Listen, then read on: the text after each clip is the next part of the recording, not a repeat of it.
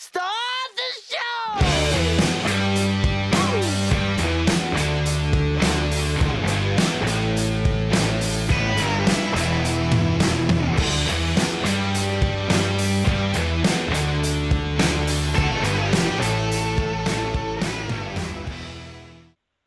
What's going on, everybody? Welcome to this episode of the Kings Court podcast presented by SacKingsNation.com.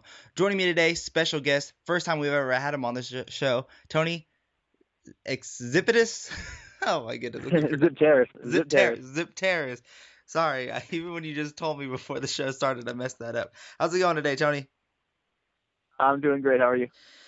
You know, I'm having my cup of coffee, trying to, read on some more King stuff. Read your stuff on Sacktown Royalty and Royal Pain and stuff like that. So just kind of getting my daily Kings news in. How's your morning going? Not too bad. I also have a nice coffee here, hanging out on the porch, getting a little bit of sun. The weather's starting to heat up here in Massachusetts. We've had a rough winter, and the summer is taking its time getting here, but we're doing pretty good. So you're based out there in Massachusetts. So I kind of want to just ask you this quick question, like just for a quick second. Do you ever cover the Knicks at all? And if you do, has it been kind of like a sad season to cover them?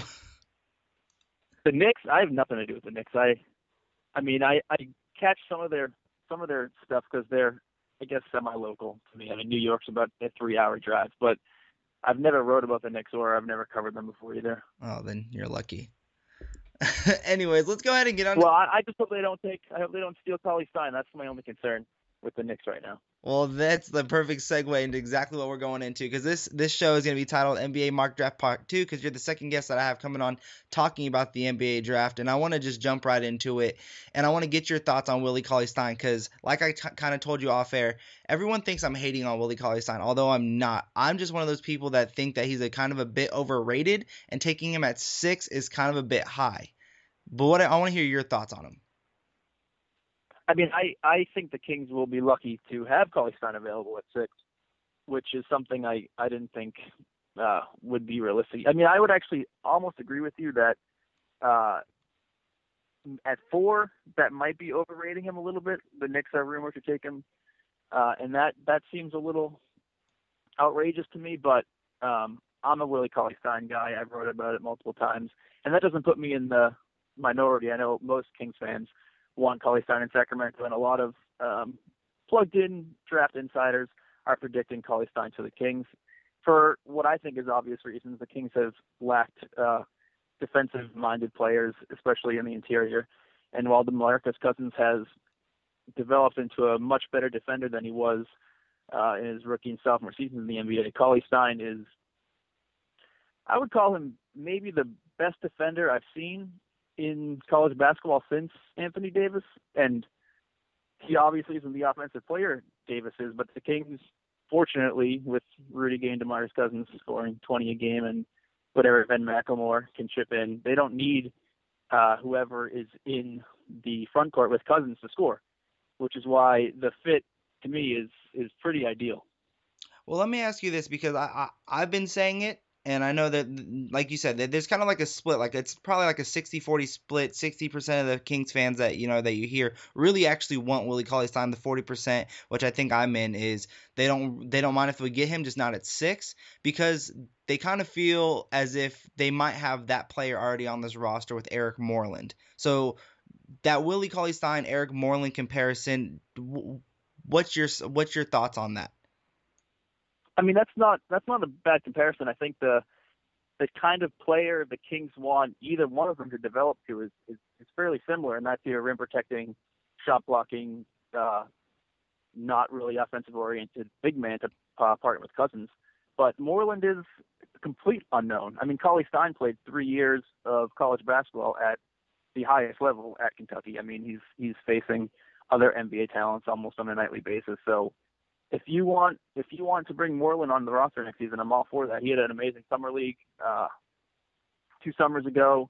Unfortunately, he was injured all season last year, but I like Moreland a lot, and I'm fine having both of them on the roster. But I don't know how you can count on Moreland based on what we've seen so far. Yeah, I completely understand what you're saying. Like, you really don't know what you're gonna get from either player. My only like, I guess, counter to that would be, at least we kind of have seen a little bit of what Eric Moreland can do because of Summer League. I know you can't really take a lot into Summer League, but I mean, Eric Moreland's what helped propel the Summer League team to that championship, in my opinion. I mean, you got to see him a little bit in the D League, I think, that same year until the injury happened. So I mean, that's kind of where I'm like, do you want to kind of go after that same type of player, that same role that you're going to try and develop him in, or, which is going to move me on to the next prospect that I want to get on, is possibly, if he slips, a Justise Winslow, who would be a defender at the wing.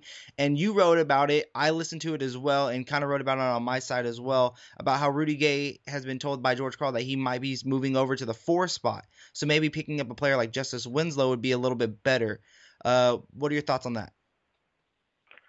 I mean, I wrote about it on Sacramento yesterday that I'm not a huge fan of playing Rudy Gay at the 4.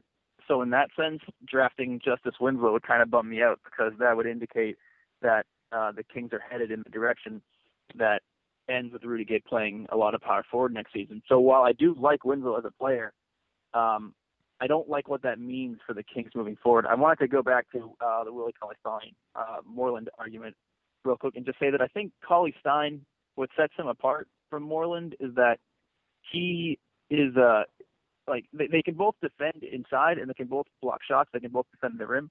But Cauley-Stein used to switch out on point guards and other wing players, and he was even a good defender on the perimeter, which is a pretty rare skill set for a 7-1 center with that kind of length. Like his defensive ability is better than what we've seen out of Moreland so far, in my opinion. That's the real argument there. Is I think if Moreland develops into the best player Moreland can develop into, his potential isn't as high as Cauley-Stein. That's the main point. If you had to do an NBA comparison, which, everyone likes to see, I mean, that's why they kind of go on these, videos like NBADraft.net, and they see the comparisons. Who would you compare Willie Cauley-Stein's game to right now?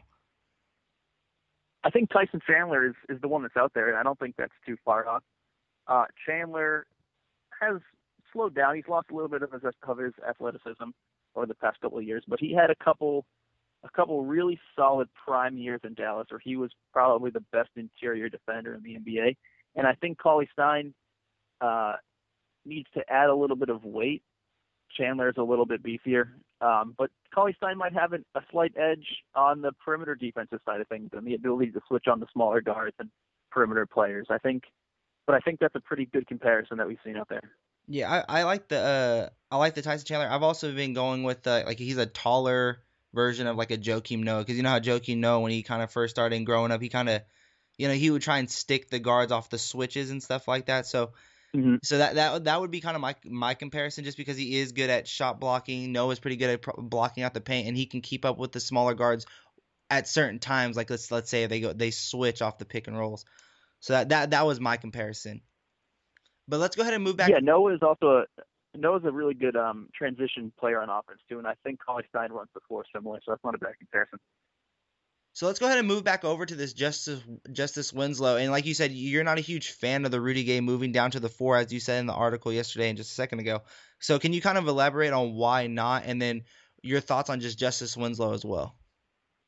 Well, my issue with Rudy Gay playing power forward is that, number one, other teams have tried it in the past and it hasn't worked, and that's not the best reasoning to not try something again. But it's all we really have. It didn't work too well in Toronto. The little period of time Toronto did it, and when the Kings used it last year, results were mixed, to say the least. I mean, they did go.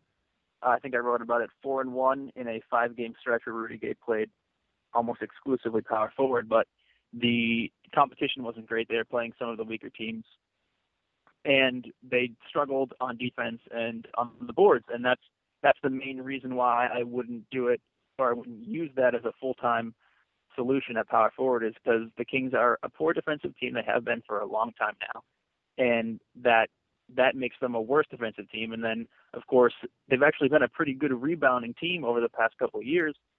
And when Rudy Gay was playing power forward next to DeMarcus Cousins, their rebounding advantage went away. Yeah, see, I I agree with you, but at the same time, this is why I really wanted you on the show, because the stuff I read, I agreed with a lot of the things that you said. The stats that you came out is completely true, but I also keep going on that, like, that opposite side. I guess I'm playing that devil's advocate, where when I look at it, I kind of view the surroundings of what we have. You have owner in Vivek Ranadive, who constantly has been saying since he's taken over the team. I mean, that's what I've been hearing is, he kind of wants to be like the Golden State Warriors. He wants to try and resemble the Golden State Warriors. Then you also have now a coach in George Karl who's all run and gun. He wants to be, space and pace up and down the floor. So having a player like Rudy Gay and then having DeMarcus Cousins to have that space and pace, that stretch four that, everyone kind of been saying that they wanted all last season was they need to get another stretch four next to Cousins. Rudy Gay could be that. And then you also look at the teams in the NBA Finals right now. You have Draymond Green playing the power forward position and Tristan Thompson. I mean, those are two players that I can kind of see, Rudy Gay defending. Now, rebounding wise, I think you got me. I think like that. I don't know what they would have to do. I guess, like you said in the article, I mean, you have to kind of see how Darren Collison does. I think he was averaging right around like 4.5 rebounds, 3.5 rebounds, right around there. And then you have to, you kind of hope that maybe whoever they bring in, like a Justise Winslow or anyone that they can bring it off the wing, maybe a Stanley Johnson, they can start rebounding. And then Ben McLemore was showing better rebounding numbers towards the end of the season. So that's kind of where I'm lying on. It's kind of the way that the league is transitioning into is that small ball type of lineup that maybe that's kind of what they're going to go after now. So, I mean, is it just that you want to see that old, like, ground and pound type of thing that they're trying to do, kind of like Memphis style? Or is it that it's just the numbers say it doesn't work, so let's kind of try and let's try and like go around those numbers and just go to actually what has worked in the past? Well, it has less to do with me disliking the strategy as it has to do with Rudy Gay being the piece that the Kings are relying on in order for that strategy to work. If it was somebody else, I mean, if the Kings in some miracle were able to sign Draymond Green in the offseason and they wanted to start him next to DeMarcus Cousins, I'm on board there because Draymond Green is an outstanding defender and he's been playing power forward for a lot longer than Rudy Gay has. My issue is really just with Rudy Gay being I mean, that's a lot to ask. A guy like Rudy Gay who hasn't played power forward full time, who isn't necessarily used to banging inside and making a conscious effort to rebound the basketball. It's not a bet that I would make. Now, with that being said, if the Kings are doing that, if they decide that, all right, this is the direction that they're moving in, then they better pray Justise Winslow is there because he could make it work. Justise Winslow could make it work. It's not what I would do, but if that's what the Kings are going to do, I should hope Justise Winslow is first on their draft board. Yeah, I'm a big Justise Winslow guy. I've liked him ever since I started watching him play. It was at Duke, so I actually really like his game. He has that NBA ready body. I think he shot like 41% from 3-point range.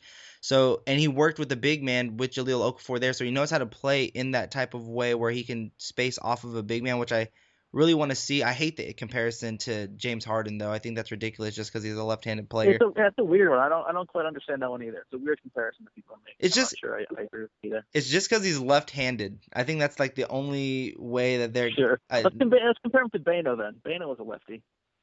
I like the Manu comparison, but I mean Bano be I'm just funny. joking. No. I love Bano, so I got to throw Bano into any conversation I can have. No, I like Bano. Bano put up numbers for a minute in the playoffs. I mean, that was cool when he just caught fire for a second. Like he just could not miss. I think it was like in the second quarter of game 2. Mm-hmm. That was a nice game. That was funny. I was watching. I was like, no way, we need him back on the Kings. Yeah, I've been begging the Kings to sign him since they let go of him as a nice little backup point guard. But anyways, that's another conversation. That's another conversation for maybe later on down the road.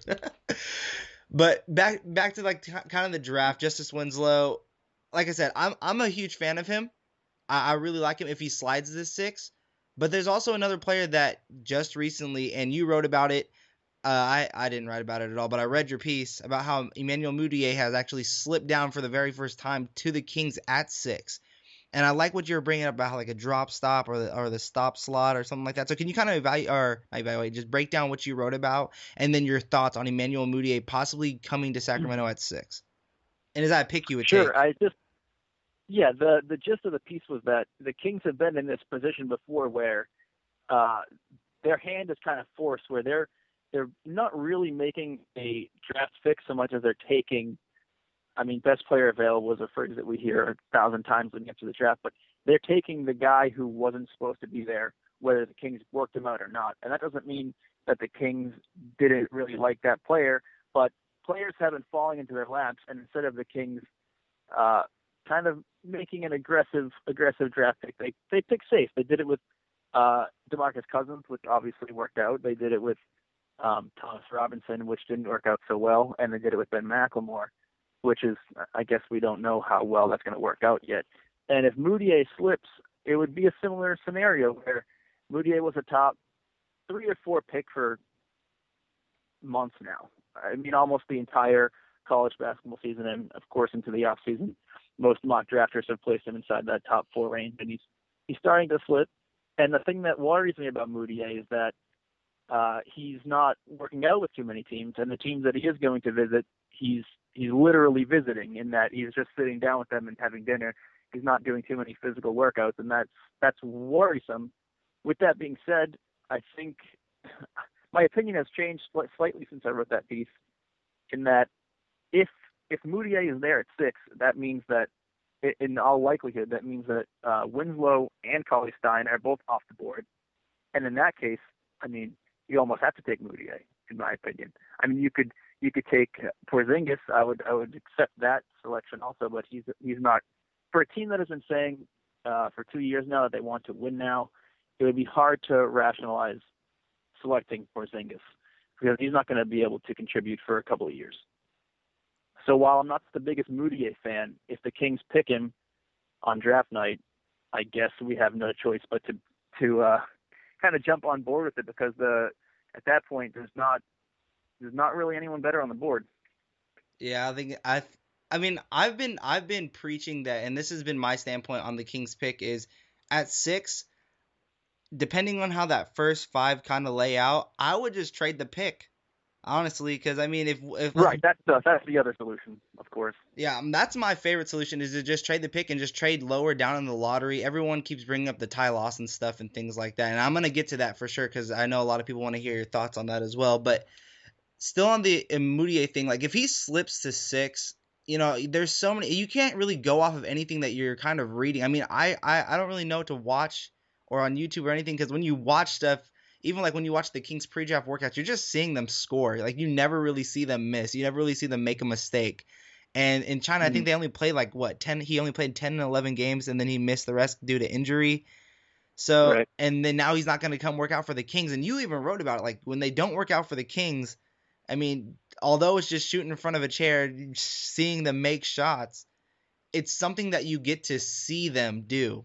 So you can kind of see how they, go through drills, how they listen through drills. I think that's something that they actually really need to do. And if the first 5 pass on a player who has been, like you said, a top 4 player for the past, how many months now, that's something that should be like a red flag right there. Like, what did they not see? Because the same thing happened with Thomas Robinson. You know what I mean? And he got there, and well, we know how that story ends. You know what I mean? So right. I mean, I remember sitting there watching the Chicago Combine on TV in Robinson's draft year, and he didn't participate in the Combine, and they had an interview with him on the sideline with one of the ESPN interviewers, and he was just saying almost psychotically, like, I'm the best player in this draft. I should go first overall. And to be perfectly honest, like, he fooled me, that confidence that I'm not going to work out for anybody. I know I'm the best player in the draft, kind of false confidence. I bought in a little bit to it. I bought in a lot. It's dangerous. It's dangerous. It's a dangerous draft strategy. I bought into that stock. Player. And we knew a lot more about Robinson than we do about Mudiay, Yeah. That's what makes me worried, man, because like you said, I keep saying, I bought into that Thomas Robinson. When he fell to the Kings at 5, I was one of those people who was like, I want to go get a T-Rob jersey. Like, I was pumped, and I saw the athleticism, everything. Like, I thought he was going to be something nice at the next level, and yet he still really hasn't found that place where he really fits in. I think Philly, if they re-sign him, I think that he needs to be re-signed. I think that could be a good place for him, just on pure hustle. Yeah, he kind of fits that system. I'm not ready to give up on Robinson yet either. I'm not quite ready to give up on Robinson. He he shows flashes. Yeah, I mean, He still shows flashes. yeah, especially in Philly. I think him and next to Nerlens Noel kind of worked out, or even coming off the bench and like kind of anchoring that down low. Because I mean, he kind of lit up the Kings when he was on Philly for that one game in Sacramento this past season. So I mean, there's shines there. I mean, there's stuff that needs to still be polished. I mean, like you said, you're not going to give up on him. I've kind of like sold all my stock on him. I'm not really. I'm not. Really, Yeah. I'm I sold most off of it. I that. got like a little. My stock is gone. I traded that away to nobody. Maybe I might have bought that by accident.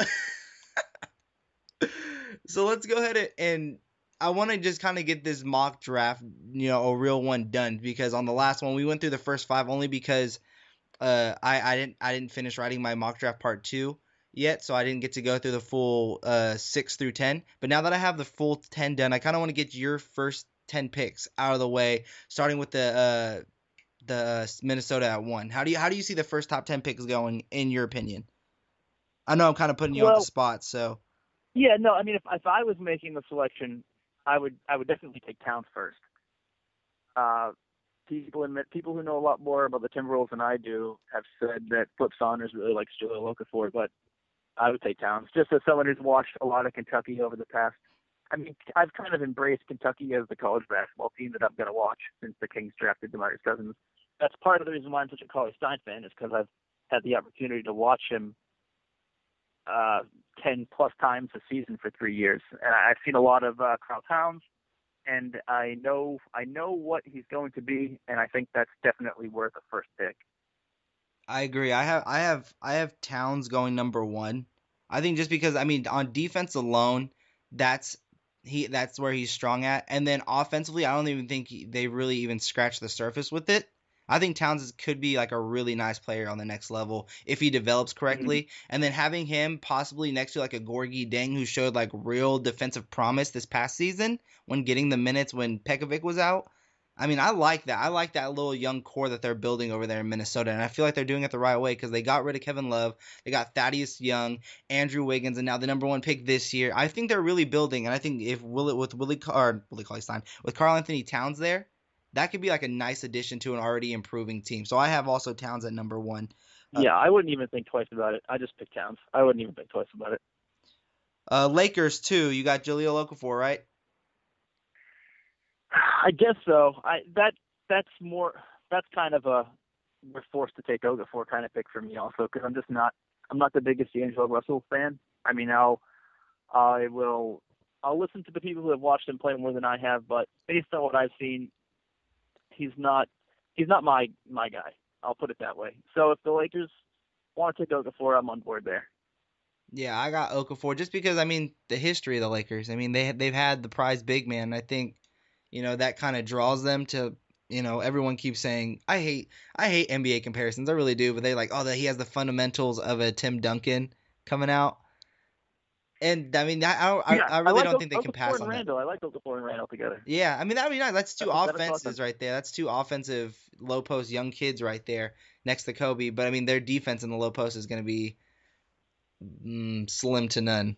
You know what I mean? I don't really see any. At least for a couple of years. Yeah. So number 3, Philly. I have D'Angelo Russell. I am a Russell fan. James Ham, he comes on the show from Cowbell Kingdom. And he kind of told me that that was one of his players that he really liked, and I wasn't really eyeing him at all. Although he was a top prospect, I wasn't really eyeing him. But then I watch him, and he really is that good. I mean, he has swagger. You can watch full games online too. So I was watching his previous games. You can kind of see a leadership about him, and I kind of like the not comparison, but I like the pairing of maybe him and a Darren Collison in certain lines, because he can play both the 1 and the 2. But, I mean, let's hear. I mean, what do you have for Philly? Is it Russell just because, I mean, that's what's been said, or do you possibly see Mudiay going here? I mean, I wouldn't bet against Russell. I don't have a strong opinion on him either way. I would take him over Okafor. But for Philly, sure. I'd give them Russell. I did a mock draft for Crossover Chronicles, quick little plug for those guys, a couple of weeks ago. And I put Mudiay at 3, because he seems to fit the kind of Philly kind of go for broke philosophy, where Mudiay is a better athlete than Russell, better defender, potentially higher potential, but potential, you could talk about potential for days. If nothing develops, then you're kind of out of luck. But I think it's probably closer than some people think between Russell and Mudiay. But I'm going to have to give in to what others who have followed the draft a little bit closer than I have, like the Draft Express guys and Chad Ford and those guys, and give Russell to Philly. I just think Russell, because of the leadership skills that he showed through college, is why I think Philly would want to take him, just because he can play that up and down offense, but they really don't have a leader over there. It's not Nerlens Noel, you know what I mean? And they need someone who can at least command the floor. I mean, and no matter who they bring in, it's going to be an upgrade over like a Ish Smith or an Isaiah Cannon. So I think getting a D'Angelo Russell is something that they just need just to have like a presence on the floor, and I think Russell could bring that. Yeah, they'll definitely go point guard. Whichever one they choose is, I guess we'll see. Number 4, this is where it kind of gets kind of tricky because there's so many reports going out about what the Knicks want to do with their pick. They want to trade it. They want to keep it. They want to draft Winslow, Mudiay. Who do you got the Knicks taking at 4? I'm going to give them Winslow, and that is mostly just for my sanity, just so Cauley-Stein drops to 6. I'll give them Winslow for now, and they are legitimately interested in Winslow. That is kind of the popular pick there at the moment. It feels like. Yeah, I get torn because I understand why they would want to take Winslow, but at the same time, they already have Melo. I don't know how they're going to use him. Is it going to be the 3? Is it going to be the 4? I have them taking Mudiay just because. I mean, they really don't have any. They need help at literally every position except for the ones that Melo's going to be at. So might as well get a point guard again. That's why I'm just going to kind of go with this. Emmanuel Mudiay is the guy they're going to pick just because that's a top 4 talent, and they're going to select the best player available, I guess. Yeah, whatever they do there is going to trigger a whole bunch of crazy stuff after that pick. So let's get to 5. Let's get to some of this crazy where it goes to Orlando. Who do you got them taking? I like Kristaps in Orlando. I like Porzingis a lot, and if the Kings had more time, if they weren't on this DeMarcus Cousins clock where they need to win or that guy's leaving, then I would strongly consider Porzingis at 6. But I just don't think they have the patience for it. But I do like him a lot, and I think he fits in with Orlando, who has a lot of strong defenders already. People point to Scott Skiles being their new head coach as a sign that it might go with Cauley-Stein because he's a defensive-minded coach who appreciates that interior defense. But they need some scorers. They have Elfrid Payton, who was really good last year, but he's more of a defender than an offensive player at this point. Oladipo is a fantastic defender, so they've been drafting defense for a couple of years now. I think that's why I'm giving them the offensive kind of dynamic big man in Porzingis. I have them taking Porzingis as well, just because, like you said, they've been drafting defense. I know they need it because Vucevic is not a defender at all. I mean, there was one season where he barely even got a block a game, and he should be getting a little bit more, especially because of his size. But I think with Porzingis, although he's a little bit of a project, that team is still a bit of a project. I mean, they have nice pieces like Victor Oladipo, Elfrid Payton. I really like Tobias Harris. I think this is his contract here, or this past season was, so they're working on a contract. But, I mean, having him learn kind of like underneath a Channing Frye, who's that veteran, I think that could really help his development. So that's why I have him going at 5 for Orlando, which now leads us to number 6. Why we talk about the draft is because it's Kings. So who do you have the Kings drafting? I have a feeling I already know who you're going to choose. Yeah, I'm going to go Cauley-Stein here. If things play out the way I sort of mapped them out over the last 10 minutes or so, I think it's a no-brainer that the Kings will pick Cauley-Stein. It's just a matter of if he'll be on the board or not. And I think the scenario that I played out is sort of the only scenario where I see him actually being on the board when the Kings select. I have Justise Winslow. That's my pick because I think it's just like I keep saying, everything is speculation until you actually see what happens come that day. But I mean, what I see on my surroundings, I mean, I see a coach that wants space and pace.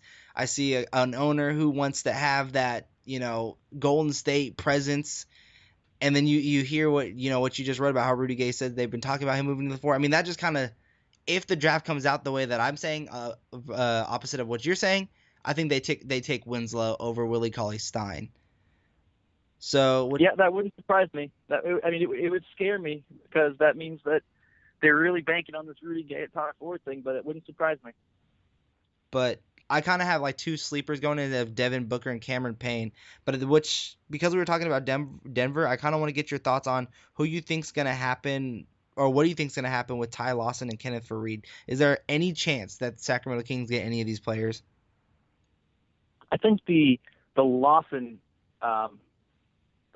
move makes a lot of sense for a lot of reasons that people have been writing about ever since the Kings hired George Karl. I mean, that's the most obvious trade rumor / speculation that anyone could make, because Lawson played the best basketball of his career under Karl. Karl obviously trusted Lawson with a ton in Denver, and I like Lawson on the Kings. I do like that, but I'd have to see the trade first before I say, like, oh, let's do it. I don't want Lawson as much if the Kings have to send Darren Collison back to Denver in that trade. But if I think the difference between Darren Collison and Ty Lawson isn't as great as people outside of Sacramento probably think.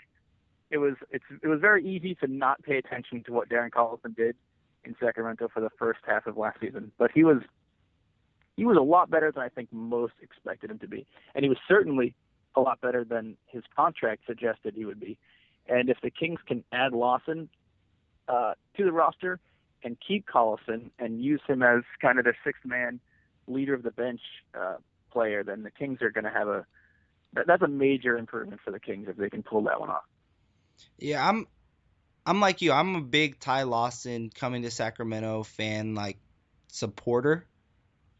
But I guess it is kind of like who you package, because I really don't want the Kings to get rid of Darren Collison. I think what he brings defensively is just something that they need to keep as a presence on their team, being that they're one of the worst defensive teams last season. And then, I mean, Ty Lawson's also one of the most underrated players, but at the same time, there's a lot of stuff going around that there's a lot of, bad baggage that he might possibly bring in. So it's... Yeah, I mean, if he wants out of Denver, that only helps the Kings, right? I mean, anything to lower his value is fine with me until he gets here. Then he better get his act together. But until that happens, I'm fine with him doing whatever he's got to do to get out of there and lower his price. Okay, so I love doing trade scenarios. So I'm going to you're the Kings. I'm going to throw a trade to you to Denver. Are you ready? This is like my favorite game I love to do with guests. So I have the number 6 pick. I'm willing to throw in Nick Stauskas and your choice of Jason Thompson or Carl Landry. And maybe like a next year's second round draft pick, because I think we have that one next year. Would you take that for Ty Lawson and a second round draft pick? I would not. I would not do that. If I don't like giving up that, I guess I should say it depends who's available at 6. And that's where the Kings are a little bit fortunate. I mean, people have been complaining about that horrible J.J. Hickson, Omri Caspi, like, protected first-round pick trade for years, but that has made it so the Kings cannot trade their first-round pick until after they make the selection. And in this case, I think that sort of helps them in this year's draft, because they will know exactly who's available before they can legally trade the pick. And if one of those scenarios we talked about earlier comes to pass, where both Winslow and Cauley-Stein are off the board, then maybe I'd take that trade. But even then, that's really close. I don't think I like Lawson enough to give up a second round pick for him. And I guess if Carl Landry's in the trade and not Jason Thompson, if I can take that little piece and switch that one around, then that trade becomes a lot more realistic from what I would need if I was to trade the 6th pick, is to get rid of that Landry contract. And of course, Landry just had surgery last week. He's going to be out for 4 to 5 months. So who knows how that affects the Kings' ability to trade him. Maybe it won't matter at all, because the team knows that Landry is just a contract at this point. But I guess we'll have to wait and see if teams are hesitant to trade for Landry now that he's injured. Don't they have the stretch provision? I was thinking they can just use the stretch provision on him. I think they might have to. If they can't trade him, they might have to. Yeah, I think that's what they're gonna do. I think what's gonna start happening, and we're gonna hit on this too, is the Pete Alessandro situation, but we're gonna have to hit on it pretty fast. But yeah, I see kind of what you're saying. But what would you counter? Because I mean, the Kings, I don't think they want to give up Ben McLemore for Ty Lawson. I think Nick Stauskas is definitely on the board. But I guess you're right. I kind of guess it just really depends on how that top 5 really plays out. Because if a player that they really want is there, that's something that they would go after. But let's say Emmanuel Mudiay drops. And let's take back the second round draft pick. We'll keep the second round draft pick. But now Emmanuel Mudiay drops. Would you do the 6th pick for Ty Lawson? Do you think Denver would do that 6th pick and maybe Stauskas for Ty Lawson? Because then they get another. I mean, Denver's been saying that they want 2 firsts for Lawson, which is, I mean, they're not going to get it. No. But if Mudiay is on the board, then that trade I think becomes way more realistic because, I mean, I don't know if Denver likes Mudiay. I guess we'll wait and see. But if they do like Mudiay, then it makes perfect sense for a sort of rebuilding team to trade their veteran point guard who's making a lot of money for this kind of stud young point guard who shouldn't have been in the position where he's at, where everyone thought he would be a top 4 pick, and now suddenly drops to 6. So that trade makes a lot of sense for both teams. I would probably pull the trigger on like a Landry and the pick for Lawson, and if we have to give up Stauskas, it's tough. I think I like Stauskas a little bit more than most people do, but I'd probably have to do that. If it was like a Landry, Stauskas, and the pick, and it happens that Mudiay is on the board and it's not Cauley-Stein, then I would probably take that. I think no matter if there's a trade that has to go out with Ty Lawson, I think Nick Stauskas has to be on the board for the trade, just because probably, but there's potential for it. Sure, I totally understand that. I do think most people probably like Lawson a little bit more than I do, and that's why this trade might seem like a no-brainer to a lot of people, and I totally understand that point of view. And like I said, I would probably take it. I would probably take it if Cauley-Stein's not on the board, but I'm not the biggest Lawson guy. But I mean, the Kings want to win now, and there's not. I mean, depending on what other trades are on the board, there's not a lot of ways to improve the roster more efficiently than that one, where you dump a bad contract and a first-round pick for a player that you don't really want. You get a player like Ty Lawson. They're not going to find too many ways to upgrade their roster better than that. All right, so since we're talking about the draft, and this is the NBA Mock Draft Part 2, that's why the name of the episode's for it, I want to talk about who's going to be making this decision, and I kind of want to hit on it as fast as possible because, I mean, we are getting to the close of that hour, and I do still have fan questions to get to.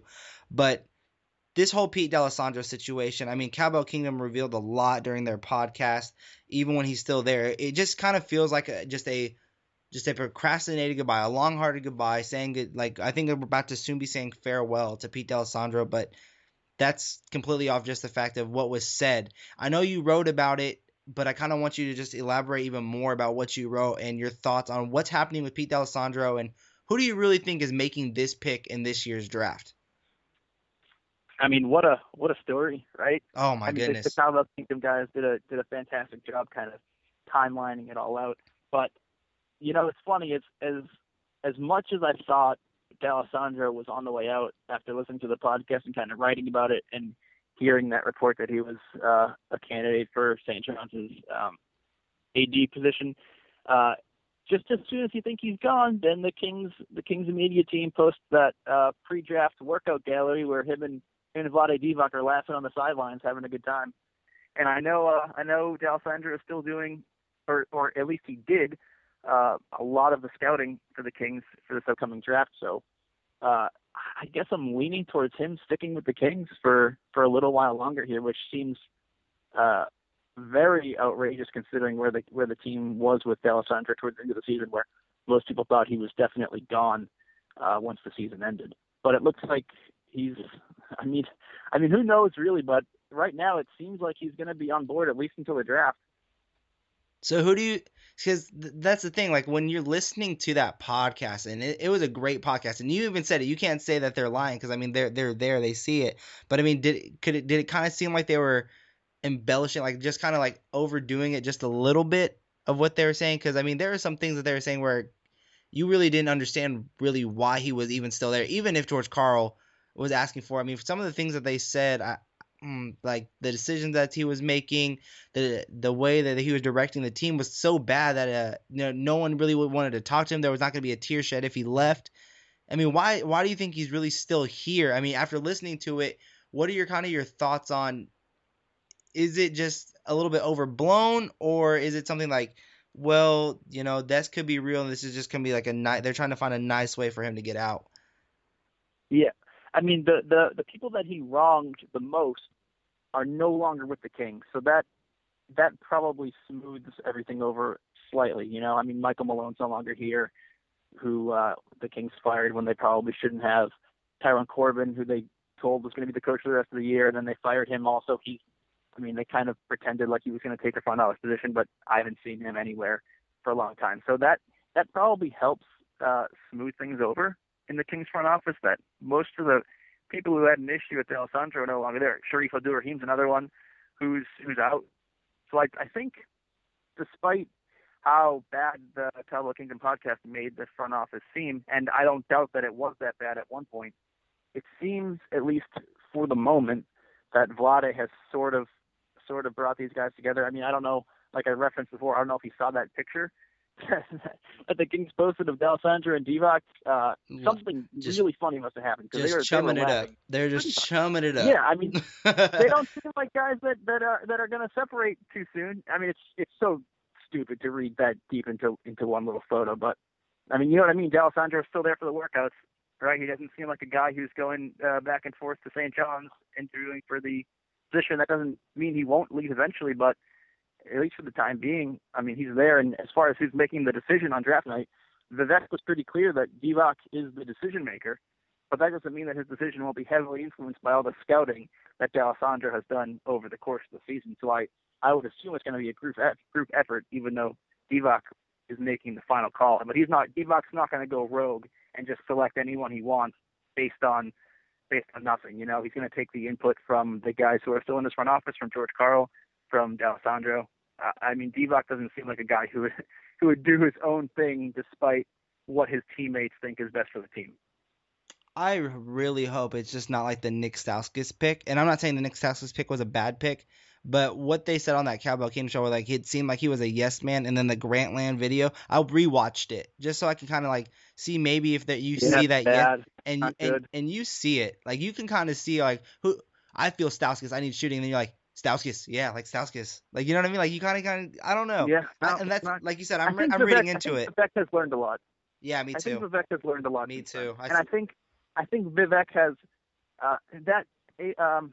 the Sacramento Bee, Aileen Voisin, had a great article on kind of the new front office about a month ago, and Vivek sort of revealed that, or at least admitted that he made a lot of mistakes early on in his tenure as owner. And I think putting Divac in charge of basketball operations and being so clear about how much power Divac has is a really good step in the right direction for Vivek, just in terms of kind of maybe taking a step back from the basketball side of things. Yeah, I even said that on the last show. I was like, I think he's starting to realize that he needs to stop having that Jerry Jones syndrome or the new owner syndrome, where it's basically, because I'm the owner, I want to help make these decisions. I think he needs to let the basketball guys make those basketball decisions. And I think bringing a guy like Vlade Divac in, who has a presence with this team. I mean, he has a presence with the fans, with that front office now that's been out. I think George Karl, another person who's on this, front office team that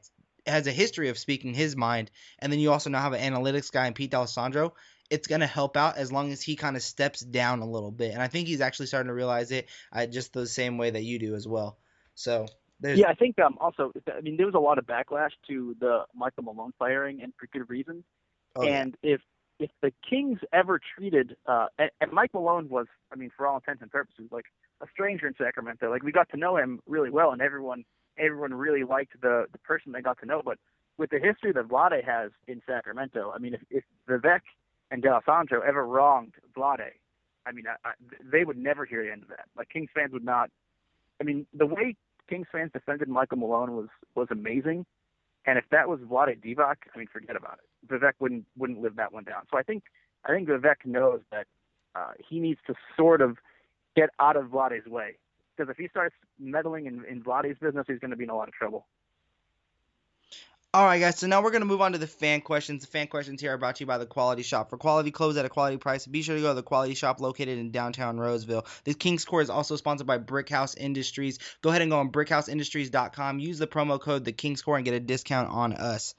So the very first question comes from JGut378. His question is, would the Kings be interested in Ersan Ilyasova in a trade? Do you think he's a good fit for this team? I'm going to, kind of push that question over to you, Tony. What are your thoughts on Ersan, and do you think, he'd be a good fit for this team, and is that someone the Kings should go after via trade? There was a period of time a couple years ago where I was a really big Ilyasova guy. Ghost Illy. I mean he I don't know what happened to him, to be totally honest. I mean the Bucks moved into this like hyper athletic, defensive, in your face kind of team, which is amazing. Like they being from the East Coast, I've watched a lot of Celtics games just because they're on TV a lot, and I caught almost every Milwaukee-Boston game and a couple other Milwaukee games on League Pass, and they're a fun team to watch the way that they do play. Their new style. So like I can understand why Ilyasova has been pushed to the side a little bit. With that being said, sure. I mean, if the price is right, he would be an upgrade offensively over any big the Kings have after DeMarcus Cousins, and he is fairly versatile. I know he played a little bit of small forward earlier in his career. He hasn't played there recently, as far as I can tell, or at least he's playing there a lot less than he used to. But if the price is right, I would take a shot on Ilyasova. Would you use him as your stretch 4 and then have Rudy Gay be your 3? Would that be something that you're interested in? Just throwing that out there. I would be more interested in that than Rudy Gay at 4. Ilyasova has a lot more experience at 4, and he's a little bit, maybe not taller, maybe not longer than Rudy Gay, but he's a little bit more built for that position. It seems like, maybe at least in my head he is. Just because we're talking about Milwaukee, before I move on to the next question, I want to ask you, who would you rather have, and because there was a rumor going around about this. And I read it on a Royal Pain, actually. I think I read it on, because I used to write for Fansided as well. Was John Henson possibly being someone that the Kings are eyeing in a trade? Would that be something you're interested in? And is a John Henson type of player coming in? But you'd have to give up your first round pick.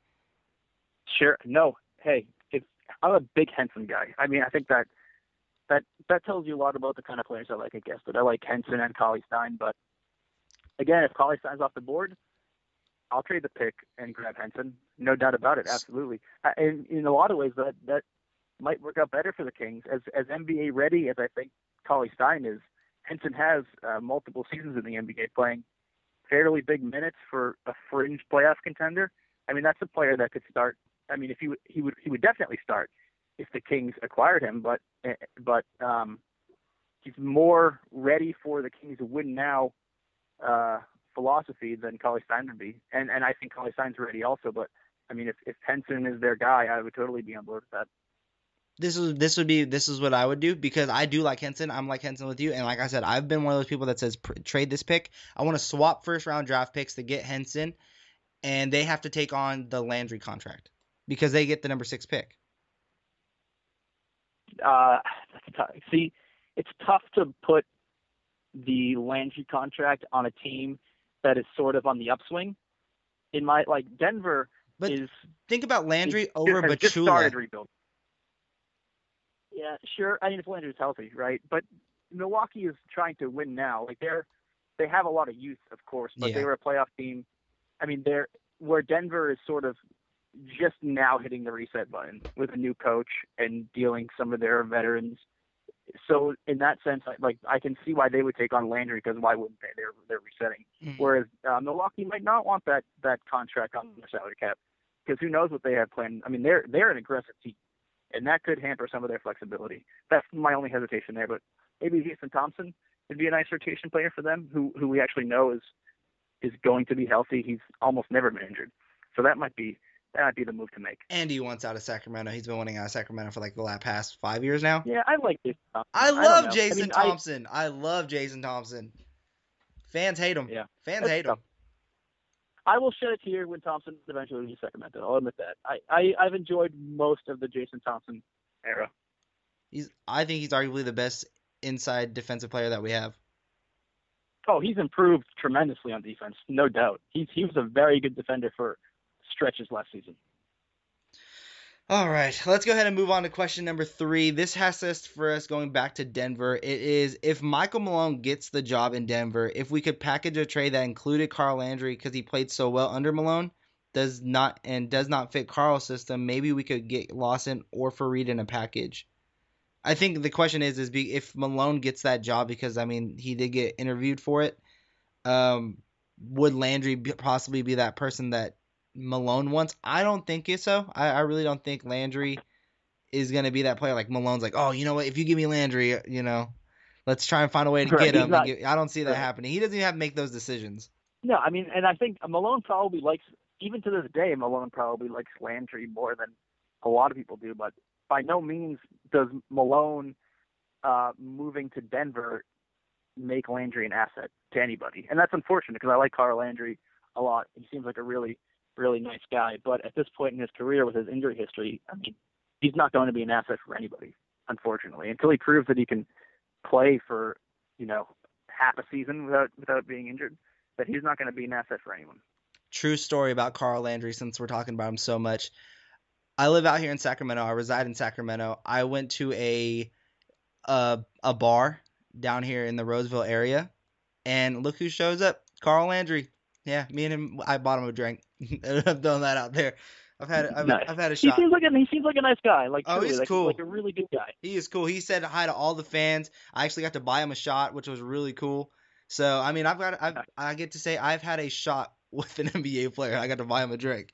Which was that Landry's first tenure or this most recent signing? No, this was this past season. This was like near Halloween. Oh, wow. Yeah. Okay. He's still out there doing shots at his veteran status. Good for you, Carl. Oh, and he's coming in looking like a youngster. Like he's got one of those checkered down like polo shirts. Like it looks cool. Like he's coming in looking fit. You know what I mean? But I didn't even when I saw. Good for you, Kyle. Do your thing. All right. The last question comes from Adam Allen BYU. When do you think the Kings are going to make the playoffs? I think it's a very bleak question because I mean we really don't know. But when do you think the Kings are going to make the playoffs? I mean it's easy to make things in the present seem a lot bigger than they actually are. But this feels like the most important offseason for the Kings since they fired Rick Adelman, since that era sort of ended. This feels like the most important offseason because I don't think Cousins is going to stick around for another losing season. So if they don't make the playoffs this year, which of course at this point seems like a very realistic possibility, then they're going to be in a lot of trouble. So, and with that being said, I don't think they're that far away. I mean, that sounds crazy to say for a team that was so bad last season, but they have a new coach, a Hall of Fame coach, who's going to have a full training camp with the team. And if they make the right moves, which is a massive if, because we've been saying, if the Kings do this, if the Kings do that, they'll make the playoffs. We've been saying that for 9 seasons now, and they continue to make the wrong moves, signing Carl Landry being one of them. But I'll say this. I like what the Kings are rumored to be doing right now more than I have in other offseasons. I really like the Kostas Koufos rumor. Mm-hmm. I like the Willie Cauley-Stein I like how that seems to be what they're thinking. I love the Wesley Matthews rumor from a couple of days ago. So we'll see what the Kings can actually get done this offseason. But for the first time in a while, I actually like the players that it feels like they're going after for the first time in a while. How long it'll be till the Kings get to play? I really don't know. Because I mean, I sort of missed the question. I mean, I'm hoping they make it this year because if they don't, they're in a lot of trouble. Yeah. Like you almost have to be optimistic so that you're not super, super depressing, because if they don't make the playoffs this season, they're going to be in a lot of trouble. Yeah, it's just hard to like kind of because I mean the beginning of this past season showed so much promise. I thought this was a playoff team this past season when it first started under Michael Malone. Then the second coach came, they took a stand, they protested, they lost games. Then George Karl came and he finished I think right under 500, like a couple games under 500 to finish out the season. So, I mean, what are we expecting? I think what's really going to define it all is what happens I think they have until January. Because I think you're right. I think if Cousins shows that this is another losing season then he's gonna want out. He's tired of losing. I think he knows that his NBA career is limited. I mean, all NBA careers are. You know what I mean? And you know what? I can't blame him.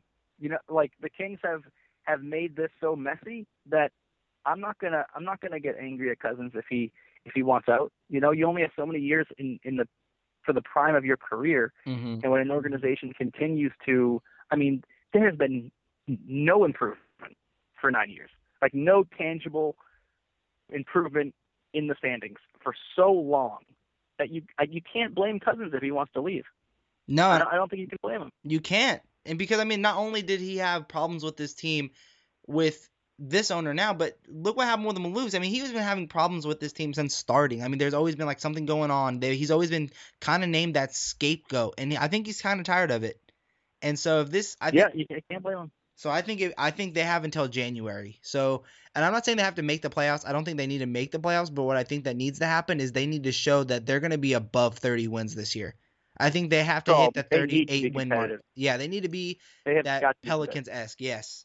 I don't think playoffs needs to happen, but 9th seed, like, you know what I mean? Or, you know what I mean? They need to be right there. Be in the mix in the last month. Yes. Just get yourself in the mix. Yes, because as fans, we're disappointed because when this whole new regime took over, we're ready to win. You know what I mean? That win now mentality, everyone bought into it, but now you guys were winning. You shifted coaches. You had a jazz band going on with Tyrone Corbin, and now you have George Karl, the Hall of Famer. Like, stick with something, write it out. Vivek, move to the sidelines a little bit.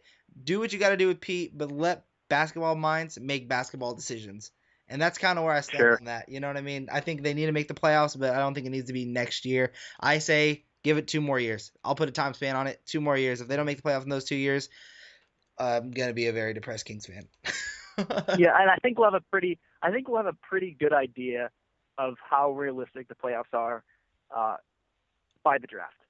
What they do on draft night is going to say a lot about what direction they're going in the summer. Definitely, I agree. I think the draft is this year's NBA Finals for the Kings. You know what I mean? Like, this is where pretty much this is where it all happens. They're going to be watching this draft more closely than any other draft. Like, all right, who are they picking? Who are they picking? Yeah, I'm nervous, man. I'm nervous. When you see that draft order comes up, I'm going to feel like I'm in a war room because I'm going to have my computer in front of me. I'm going to have my phone on my left hand. You know what I mean? I'm going to be working it like as if I'm there. I'm like, okay, so he's off the board? Okay, he's calling Philly right now to see what's going on at 3. He's calling Philly to see what's going on at 3. They're going to move up. New York at 4. You know what I mean? They're going to do stuff like that. I'm going to be like that in my room. Keep it locked in on Woj's Twitter account for sure. Oh, yes. And Chad Ford, because he kind of does a lot of stuff on that. But all right, Tony, well, this is the show. I really do appreciate you coming on the show for the very first time. Tell the fans where they can find you online. Sure, yeah. I mean, just go to SactownRoyalty.com, SB Nation's Sacramento Kings blog. I just started there about a week at this point ago, and it's been great so far. So, I mean, you guys already know what Sacktown Royalty is all about, so just keep looking. Yeah, definitely. I love going on Sacktown Royalty. The 3 places I really go is Cowbell Kingdom, Sacktown Royalty, and a Royal Pan. I think you write for both of those, or for 2 out of those 3. Yeah. So I love going on the sites. Follow him on Twitter at Tony, and then pronounce the last name for me again. I'm sorry. Xypteras, Xypteras. So definitely, guys, go shout him out. Say, thank you for coming on the Kings Court, because honestly, it was an awesome show. We took up a whole hour. So I really do appreciate you coming on. You're welcome back anytime. Again, guys, this show is sponsored by The Quality Shop. For quality clothes at a quality price, be sure to go to The Quality Shop located in downtown Roseville. Also, we are sponsored by Brick House Industries. Use the promo code KIngsCourt. Get a discount on us. Follow me on Twitter at VM Center. If you want a full audio version of the show, check the description below for our Stitcher link. And until next time, Kings fans, bye-bye.